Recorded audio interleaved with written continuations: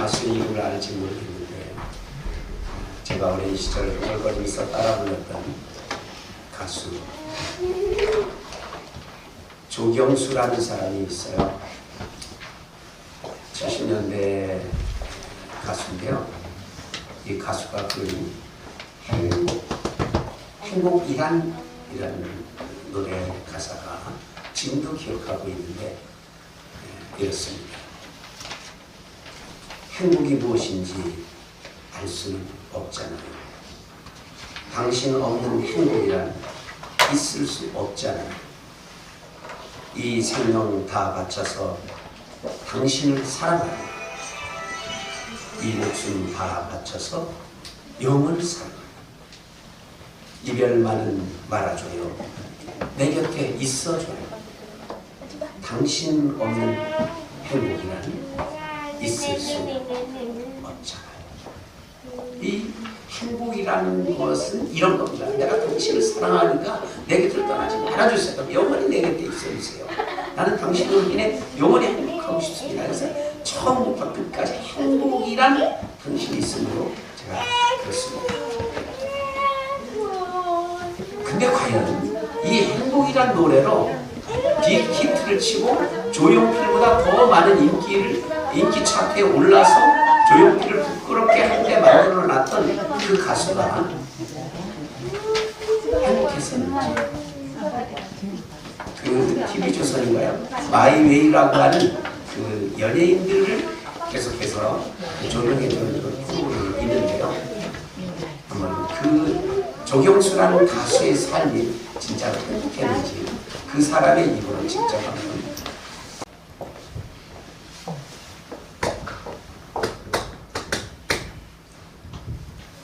사람들이 살면서 가장 추구하는 것이 행복이죠. 오늘 여러분들을 한번 보십시오라고 초대하는 첫 번째 글자는 행복입니다. 행복, 나눔, 축제라는 제목으로 여러분을 한번 오십시오 했던 거죠. 근데 중요한 것은 이 조경수의 자신이 부른 노래와 삶이 아주 다르듯이 우리가 희망하는 삶이 그렇게 행복인데 행복하지가 않습니다. 이런 그 괴리된 삶 속에서 행복을 찾는 사람들에게 오늘 김미영 권사님께서 나와서 읽어주신 아주 짤막한 성경 말씀 구절은 바로 그 길, 진짜 행복으로 향하는 길을 가르쳐주고 있습니다. 이 자살 직전에 있었던 한 사람의 이야기예요. 이 사람이 어떤 사람이었길래 그 순간에 자살을 하려고 풀을 빼앗들었을까? 지금부터 2000여 년 전에 기독교가 막 시작된 그때에 기독교를 전파하는 그 사람들이 선동자에 몰려요. 선동자에 몰리고 정치범으로 끌려가고 그리고 온갖 그 당시에 세계를 지배하고 있던 정부는 로마 정부였잖아요. 그 로마 정부로부터 이 기독교는 하나의 굉장한 선동자였습니다. 그래서 이 기독교 신앙을 전파하는 사람들을 부착을 가두고 죽이거나 혹은 오랫동안 고문을 하고 하는 그런 단계에 있었습니다. 근데 그런 상황 속에서 이 로마 정부가 세운 그 고위 군 계급, 아주 높은 계급을 단 사람이라는 이 세상을 차지한 사람이죠. 오늘날에 무슨 사단장이나 군단장 같은 꽤 높은 계급장을 달고 있었던 로마 제국의 군인이었습니다. 이 사람이 그 기독교 전파자들을 잡아 가두는 그 감옥소의 최장이었습니다. 그래서 그날도 사실은 그 기독교 전파자들을 이렇게 잡아서 신문을 해서 심하게 때리고 고문해서 이 사슬이죠. 이런 것들을 다 채워가지고 도망 못 가게 아예 쳐놓고 감옥 문까지 든든히 닫은 상태였습니다. 자, 자, 그러면 된 거잖아요. 근데 참 사람의 일이란 아주 묘한 거예요. 이 사람이 급히 어떤 보고를 받습니다. 아마 집에서 관사에서 잠을 고운하게 자고 있었을 때였겠죠. 급히 비상이 걸린 거예요. 감옥으로부터. 졸병으로부터 연락을 받았는데 지금 큰일 났다는 거죠. 갑자기 이 감옥의 터가 흔들리고 부지직 어디선가 철커덩 옥문이 저절로 열렸다는 거예요. 그 옥문이 저절로 철커덩 열고 활짝 열렸는데 지금 사람들이 다 도망가면 어떡하겠는 거죠. 최고 책임자인 이 사람이 정말 가보니까 말 그대로 난리가 나 있어요. 그 당시 로마 법에 그런 관리자가 이런 식으로 이 죄인들을 놓치고 도망치게 탈영하게 내버려두면 탈옥하게 내버려두면 그 책임을 고스란히 그 관리자가 지게 되어 있거든요. 30년 죄수, 20년 죄수, 10년 죄수가 모조리 도망가면 10년, 20년, 30년 그 사람의 모든 죄를 다 돈택이 써서 수백 년 동안 감옥에 살거나 혹은 아예 사형까지 당하는 그런 제도였습니다. 자, 이런 상황에서 죄수들을 다 지금 놓치게 된 상황인데 가장 행복하다라고 싶은 그 로마 정부의 고위 군사 공직자가 지금 이런 상황이 됐습니다. 이 사람이 칼을 빼어들고 아예 자살 직전까지 이르는 거죠. 근데 더욱이 그때 이상한 상황이 벌어졌는데 아니 그렇게 감옥문이 다 열리고 그렇게 됐으면 그 중죄인들이 다 도망을 가야 되잖아요. 누구도 도망가는 사람이 없이 오히려 이 감옥문이 열린 채로 그 죄수, 그 종교 선동자라고 잡혀왔던 그 죄수 중에 한 사람이 선생님 잠깐만요. 우리가 도망가지 않았습니다. 당신 그 칼을 멈추시오. 우리가 다 여기 있으니까 제발 죽지 마시오. 이것도 이상하잖아요. 차라리 자기들을 구타하고 협박하고 억울하게 옥살이를 시켰으면 이렇게 단호하게 달아나든가 아니면 자살을 자기가 하려면 그냥 자살하게 죽게 내버려 두든가 이래야 될 것 같은데 전혀 앞뒤가 맞지 않는 상황이 생긴 거죠. 이 사람의 자살하려던 이 사람의 외마디 소리가 이거였습니다. 이 죄인들아가 아니라 이 선동자들아가 아니라 그 용어부터 선생들이요.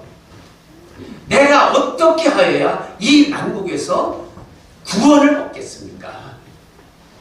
이 외마디 비명을 지르면서 제발 내가 어떻게 하면 구원을 받겠습니까? 가장 시급한 것은 구원이었습니다. 그때 선동자로 몰렸던 우리가 아는 대로 이 바울이라는 사람인데요. 이 사람이 말해요. 결정적인 한마디였습니다. 주 예수를 믿으십시오. 우리가 전하는 이 예수를 믿으십시오. 그리하면 당신은 물론이고 당신과 당신의 온 가족이 구원을 받습니다. 자, 이런 앞뒤가 맞을 것 같지 않은 이 논리적으로 해명이 안 되는 이런 그 외마디 소리를 주고받는 그 순간이었는데요. 다시 놀라운 상황이 벌어집니다. 선생님들 우리가 어떻게 하면 좋겠습니까? 어떻게 하면 구원받겠습니까? 예수님을 믿으세요. 그러면 당신과 당신의 집이 구원을 얻습니다. 요 대화가 주고받고 난 순간에 이루어진 알 수 없는 인간으로서 논리적으로 과학적으로 해결이 안 되는 어떤 상황이 벌어졌습니까? 그 자결 직전에 그 사람의 마음이 물밀듯이 다가오는 평안이 왔다. 이럴 수가. 내가 어젯밤에 구타하고 때리고 발로 차고 착고에 채워서 감옥에 쳐는 그 사람의 입에서 나온 그 한마디 말 때문에 내가 이렇게 평안할 수가 있다. 내가 이렇게 모든 위기감에서 해방이 될 수 있다. 그동안에 추구했던 행복이라고 하는 것들이 일거에 사라지고 이 행복이라고 하는 이 단어의 가치가 다시 새롭게 내 가슴속에 와 물밀 같은 평화가 찾아옵니다. 그래서 어젯밤에 때렸던 상처받았던 그 아픔들을 물로 씻어주고 닦아주며 다시 위로해주며 얼마나 아팠느냐, 얼마나 고통했느냐, 얼마나 힘들겠느냐. 오히려 이 바울과 실라라는 두 죄수를 들고 자기 집으로 데려갑니다. 말을 태워서 자기 숙소에 데려가서 여보 이 사람들을 좀 맛있는 것을 베풀어 주시오. 그리고 하인들을 깨워서 그 질비하게 식사 대접을 합니다. 그리고 진정한 평화를 맛보고 주고받은 얘기가 있잖아요. 어떻게 하면 나도 당신과 같은 그 하늘의 평화를 얻습니까? 물었을 때 그 바울이라는 사람, 실라라는 사람이 이렇게 말해요. 당신이 진짜로 예수를 믿고 싶고 하나님의 백성이 되고 싶다면 이제부터 제가 베푸는 세례라는 것을 받으십시오. 그래서 세례에 대한 설명을 해주죠. 세례라고 하는 것은 정말 예수님과 함께 내가 죽었다가 죽는다는 표시로 정말 이 물속에 퉁퉁 빠졌다가 다시 그 살아나게 되는 그런 의식을 제가 하겠습니다. 세례를 받을까요?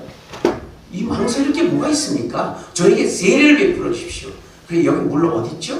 물이 있는 곳에 가서 그에게 잠그면서 당신은 이제 죽었다가 영원한 생명을 찾았어.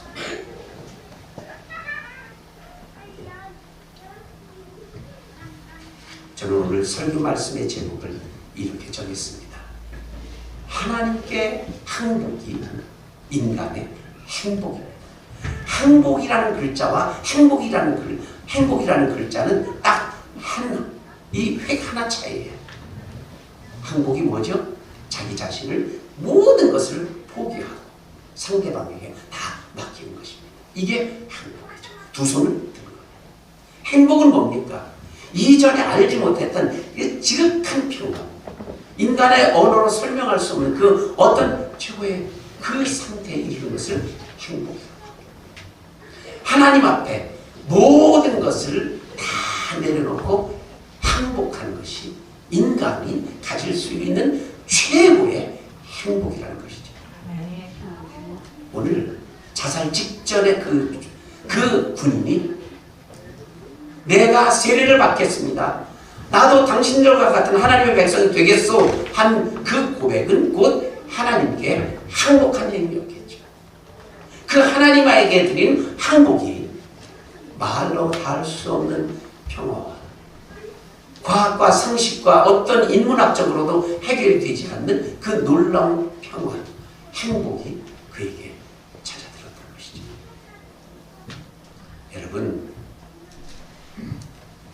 우리도 지금 행복해야 되는 거 아닙니까? 저도 행복하고 싶고요. 여기 지금 찬양을 하고 나팔을 불고 색소폰을 불고 기도를 드리고 성경을 읽었던 다 그분들도 왜 매주일 나와서 교회에서 예배를 드리고 기독교인이 되어서 왜 평생 교회 안에서 사느냐? 여기에 행복 때문에 그래요. 이 행복이 없다면 이것처럼 부질없는 일이 뭐가 있겠습니까? 우리가 다 행복해야 되는 사람이에요. 그러나 이 행복의 추구는 우리만 합니까?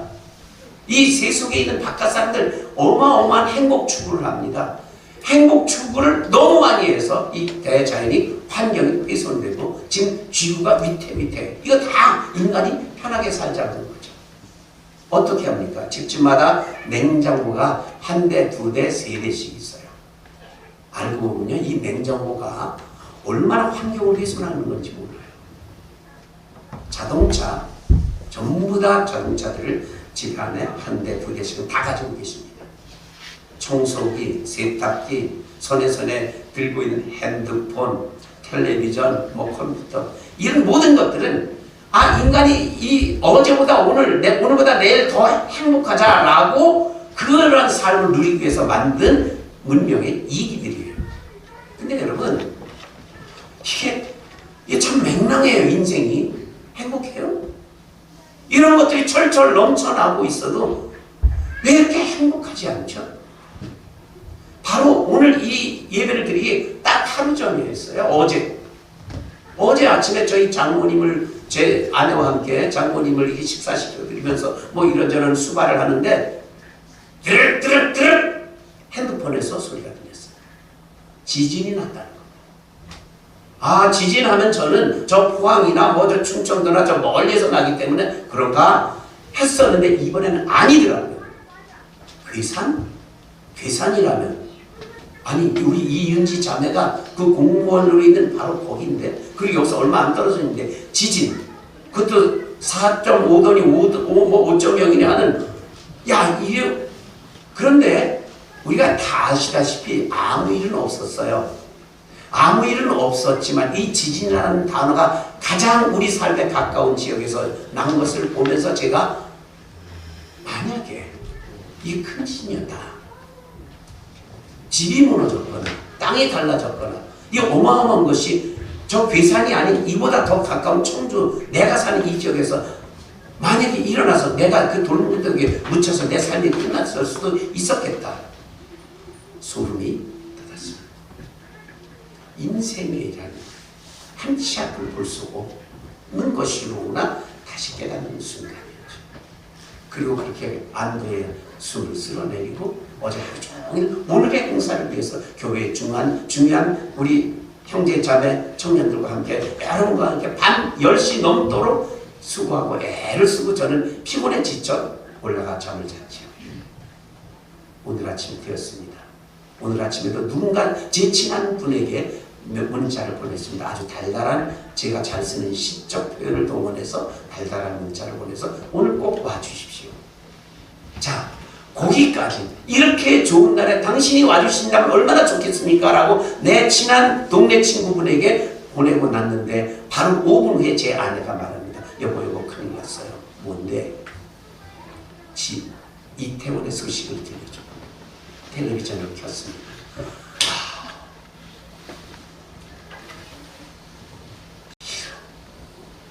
이런 어마어마한 사건. 인간의 앞길이라는 것이 이렇게도 한치 앞도 모르고 인간이 살아가고 있는 것. 이런 인생. 인생이 재미없습니다. 울고 싶습니다. 어디론가 탈환하고 싶기도 합니다.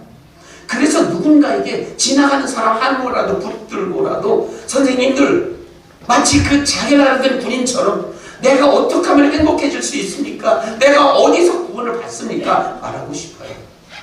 그리고 어쩌면 지금 이 자리에도 이 누군가가 웃고 잡아 끌고 약속하고 뭐 점심 사줄게 뭐 이런저런 약속 때문에 지금 이 예배 자리에 나온 여러분들도 어쩌면 그런 물음이 깊이 마음속에 자리 잡고 있을 수도 있을 것입니다. 그러면 여러분 이런 생각할 수 있어요. 오늘 우리 여기에 좀 초대받고 오신 분은 그럼 교회 저 목사 말하는 목사 저 사람 그리고 아까 나와 성경 공독한 사람 기도한 사람 여기 색소폰 분 사람들 저 사람들은 과연 어려움 없어? 없긴 뭐가 없습니까? 다 있어요. 여러분이 가지고 계신 그 어려움과 고통 고민 고뇌 모조리 저도 알고 있습니다. 그런데 자기도 그러면서 왜 우리 보고 교회 오라는 거야? 이런 의문이 날 수 있습니다. 딱 하나 다른 점이 있죠. 하나님께서 붙드시냐 하나님의 평안이 내 속에 자리하느냐 아니냐 이것입니다. 알 수도 없는 하나님의 평안 정말 규명할 수 상식적으로 과학적으로 어떤 인문학적으로 규명이 안 되는 어떤 행복감이 이 똑같은 경제사정 똑같은 늙어가고 똑같이 병나고 똑같이 어려운 장모님 모시고 똑같이 어렵게 살아가는 우리 속에 왜 이런 게 물결치듯 일어나느냐. 그렇다면 이 자리에 다른 누구도 초대할 가치가 충분히 있구나. 그래서 오늘을 초대했던 것입니다. 오히려 제가요 오늘 아침에 깨어나서 야 이거 오늘 이 행사를 뭐 일주일 미뤄 한 달 후 뭐 별의별 생각을 다 하면서 걱정스럽게 저는 우리 성도님들 이 준비하고 있는 성도님들을 의논을 했어요. 우리 장로님부터 여러 몇몇 성도님들 우리 어떡하죠? 근데 오히려 그 성도님들이 미소를 지으시면서 뭐야 우리하고 뭐 이게 뭔데요? 그분들이 저보다 믿음이 더 좋아요. 그게 어땠어요? 이러는 것이죠. 그분들 말이 옳습니다. 물론 슬픔과 아픔을 겪은 그 갑작스러운 서울의 그 많은 가정들에게는 그 비통함이 얼마나 크겠습니까? 많은 이 가운데서 이 신앙을 갖고 산다는 것이 바로 그런 거죠. 그럼에도 불구하고 하나님이 우리에게 주시는 위로가 있고 하나님이 우리에게만 허락하시는 평안이 있고 기쁨은 있을 수 있다. 그래서 오늘 교회 처음 오신 분들을 초대한 이유 바로 제가 이렇게 말씀드리고 싶은 거죠. 여러분 주 예수를 믿으십시오. 그러면 여러분에게도 여러분 자신은 개인은 물론 여러분 모든 가정이 저희들이 갖고 있는 평안과 행복이 있습니다. 예수님을 믿게 되면 어떤 죽음의 고통 앞에서도 어떤 난국 앞에서도 어떤 갑작스러운 일 앞에서도 여러분은 행복할 수 있습니다. 제가요 이 목회를 한 30년 가까이 하고 있거든요. 이 목회 초기에 한 교회를 개척한 지 한 2, 3년쯤 됐을 때 하나님께서 저에게 어마어마한 경험을 하나 시켜줬어요.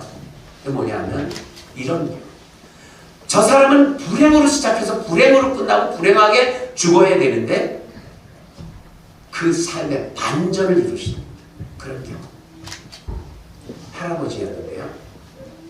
이 할아버지 옆에는 늘 찌린내와 술 냄새가 가득했어요. 근데 제 아내가 예수님을 믿으라고 늘 그분에게 전도를 했죠.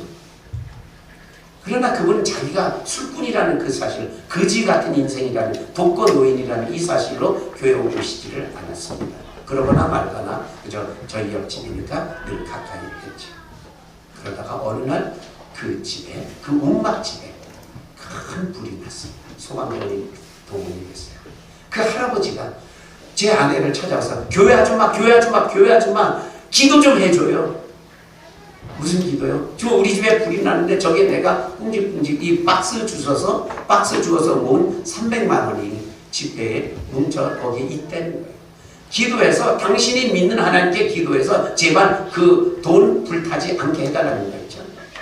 제 젊은 아내가 그러려고 교회에서 열심히 기도를 하고 불은 꺼졌습니다. 소방대원이 갔어요. 그래서 뒤져봤어요.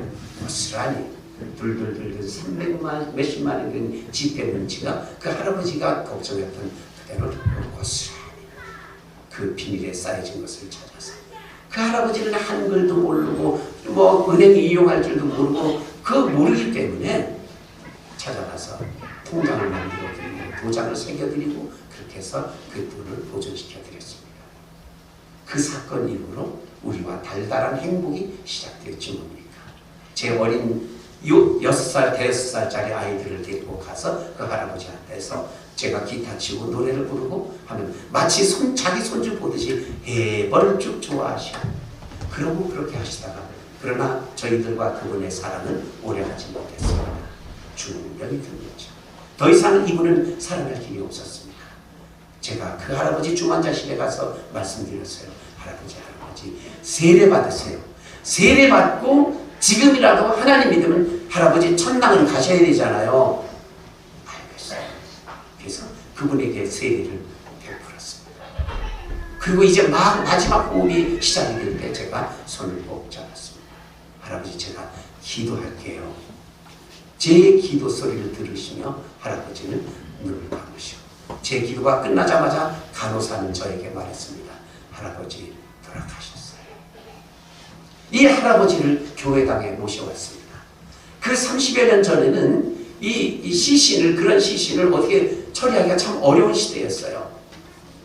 교회당에 모셔와서 시신을 제사택방으로 쓰던 거기에다가 안치해드리고 그리고 온 동네 방네에 부음을 전하고 조등을 교회에다 걸고 그리고 그날 교회장으로 그 시신을 장례식을 해드리고 화장한 그 재를 제가 처리해드렸습니다. 고요히 하나님 앞에 늘 하나님께 항복을 하는 순간 그분의 가슴 속에 찾아든 그 모든 행복을 저는 영원히 잊을 수가 없습니다.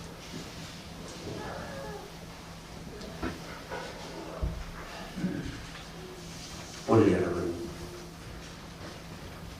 다시 여러분에게 드리고 싶은 말씀이 한마디입니다. 여러분은 충분히 지금부터 행복할 자격이 있습니다. 여러분 행복하십시오. 기도하겠습니다. 하나님, 교회를 다니는 사람이든 아니든 하나님을 믿는다는 것, 하나님께 항복하는 것이라는 것을 알았습니다. 앞으로 하나님의 백성으로 살겠노라 고백하고 싶습니다. 지금보다 더 행복한 삶을 살아가기 위해 주님 앞에 나왔습니다. 오 하나님, 이제 하나님께 항복하겠습니다. 그 길만이 우리가 행복하게 되는 비결이라는 것 알았습니다. 하나님을 믿는다고 하면서 아직도 죄가 그대로 있는 우리를 다시 용서하여 주시고, 오늘 지금 처음 오신 분에게 또 깊은 평안을 주시옵소서. 주님, 우리를 받아 주시옵소서. 지금 우리 모두를 하나님의 품으로 안아주시고 위로하여 주시옵소서. 이 인생들을 받아 주셔서 영원한 행복의 소유자가 되게 하여 주시기를 우리 주 예수님의 이름으로 간절히 기도드리옵나이다. 아멘.